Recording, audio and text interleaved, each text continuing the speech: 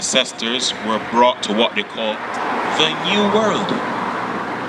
That's what Jeremiah is saying. You're going to serve your enemies in the New World. A land you know nothing about in the New World. Right? Yes. So so that's our history, right? But in the Bible, who God was saying this is going to happen to? The Israelites. God is saying, I can do this to black people. I can do this to colored people. He said, I'm going to do this to you Israelites. If you're continually disobedient to me, this is what is going to happen to you. You can feel the pinch. Hard, we're going to sing, hard ears you want to hear, hard ears you're going to feel. Right. So we're going into some more prophecies. I don't know how many prophecies you know about Israel, but we're going into some more prophecies. We can show you this, what we just discussed here, is recorded in the Bible. Give me 64. Deuteronomy 28, verse 64. Let's see what that says. Reading from the book of Deuteronomy, chapter 28, and verse 64. And the Lord shall scatter thee among all people, from the one end of the earth, even to the other. God is going to scatter the Israelites among all people from the one end of the earth, even across to the other. Read. And there thou shalt serve other gods. Meaning new religions, which is what you told me earlier. You don't go to church because you don't believe in this religion foolishness. That's all these different things, these man-made things that they divided us into.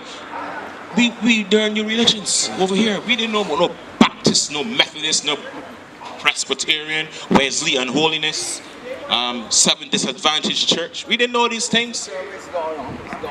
All these different gods, these different denominations. Read. Even wood and stone. We can serve religions represented by wood and stone. Wood, Christianity, the wooden cross. Stone, Islam, the Kaaba stone. Black people are so-called Israelites, quote-unquote black people, primarily serve as Christianity, or try to serve God in Islam. Christianity is the wooden cross. Islam is the Kaaba stone. That's the two major religions that we people get involved in. And God said that was going to happen when you came to the other side of the world. You're going to learn these new religions. Right? So, you told me earlier that they pack us up on slave ships and ship us across here against our will. It recorded in the Bible, 28:68. This is recorded in the Bible against the Israelites. Deuteronomy 28, verse 68. And the Lord shall bring thee into Egypt again. Egypt meaning slavery, because Israelites were slaves in Egypt for over 400 years, being afflicted by the pharaohs of Egypt. We're slaves in Egypt. When God said, I'm going to bring you to Egypt again, he means I'm bringing you to slavery again. We're going to prove that precept upon precept in the Bible. Let's read. Reading from the book of Exodus, chapter 20, and verse 2. I am the Lord thy God, which have brought thee out of the land of Egypt, out of the house of bondage. So God called the land of Egypt the house of bondage. So back to 28:68, God said, I'm going to bring you into Egypt again, meaning I'm going to bring you to the house of bondage, the house of slavery, the land of slavery again. How? With ships. Which is what you told me earlier. They put our ancestors on ships, brought them to this side against their will. Read. By the way whereof I spake unto thee. So exactly what Moses wrote down thousands of years ago is exactly what happened to our ancestors hundreds of years ago. Right. All right, Esau. No problem. Okay, Esau. A two-time loser. You when you own land and prickle and stupid. A shame on you. By the way whereof I spake unto thee, thou shalt see it no more again. We ever went back to our homeland as a group of people, as a mass? Was there a mass exodus from here back to our homeland, or are we still here? We're still here. So we never saw it again, right? We never saw the ancient land of Egypt again. We still here in the land of captivity. And there you shall be sold unto your enemies for bondmen and bondwomen. And when you get to these lands, you're going to be sold to your enemy for a slave man and slave woman. Is that not our history? Okay, and what? And no man shall buy you. No man will buy your freedom. You'll remain a bond servant all the days of your life. Generation after generation after generation, you will be bondmen. Because, be honest, sir, how many businesses in this country do our people own? And that's true. So, just pick a figure. How many businesses do we actually own of significance?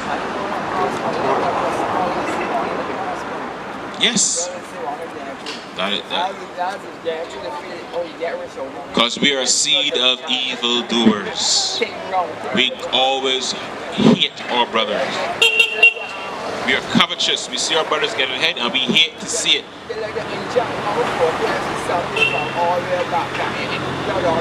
It was called conditioning. Yes, it was called conditioning. And to look down on your own. There's a book called The Willie Lynch Letters, which he describes the how they changed the mindset of the Israelite from being a people of rulership and kingship to being subservient and accepting the position of being subservient. We are mentally destroyed people. Alright? That's why we do the things we do. Okay. So, for what we read so far, you would agree that this Israelite prophecies is to actually refer to what we call so-called black people. What we read in the Bible, what God said will happen to the Israelites. Do you agree that that is the history of the so-called black people here in Barbados and America? Yes? Yeah. Straightforward. They know, I mean, like, there's no history of no white men going into China and snatching up Chinese and putting them on ships and selling them all over the world. That didn't happen to the Japanese or the East Indians. That didn't happen to Europeans either. There's only one people on the planet that this identifies. Give me that there as a sign. 20 and 3. 28 and 46. And there shall be upon thee for a sign and for a wonder, and upon thy seed forever. So the curses will be upon the seed of Israel forever as a sign, and to make you wonder why these things are, why us? Why this happening to us? Why we just go through the things that we're going through? Why we're the ones at the bottom all the time? We are the majority in the country, but somehow we are at the bottom. How? Why? How is this possible? How the most can have the least? How the minority conquering the majority? You got to wonder about this. That is not normal. We have tried to normalize things that are not normal. It makes no sense. These curses are upon you for a reason, because you made your heavenly Father angry. So he did some impossible things to show you that he is in control and his way is the best way. It don't make no sense that a handful of whites, Chinese, and Indians could be ruling over all of these black people. That they own all the major businesses and we own nothing. We got to go to them for everything. And superior, they feel they're superior, but the white man can't go in the sun without suntan lotion because his sun gonna burn his skin. Yes, so how can he be superior? Our hair does grow like wool and spiral and curl and grow up towards his sun, and their hair does come out and drop down like dead tomato vine. Flop. How is he superior? Okay then. So we gotta understand that this is happening to us for a reason, because we are the biggest, strongest people on the planet. Every other nation built their empires through our slavery. Yes.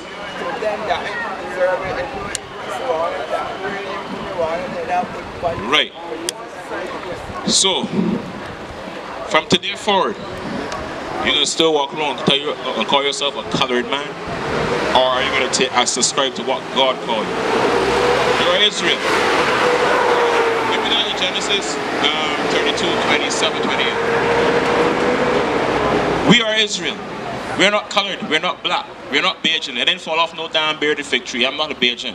Sorry for who feel there's a Bajan. If you fall off a bearded fig tree, I ain't fall off no bearded fig tree, so I'm not carrying that damn name that Master put on my ancestors. Bajan makes no sense.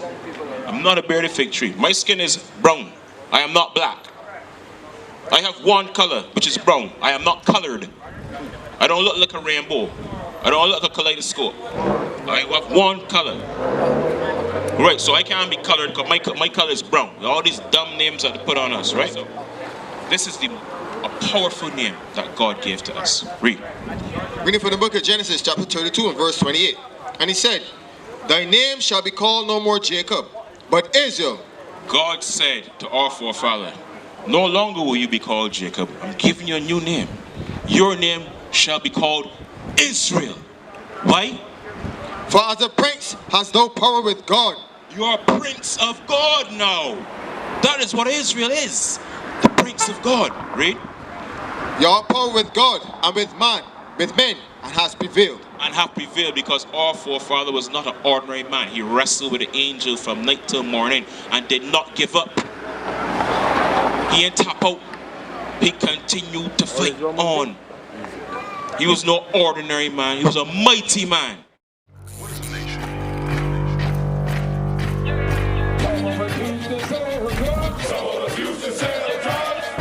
Nation is men leading by example.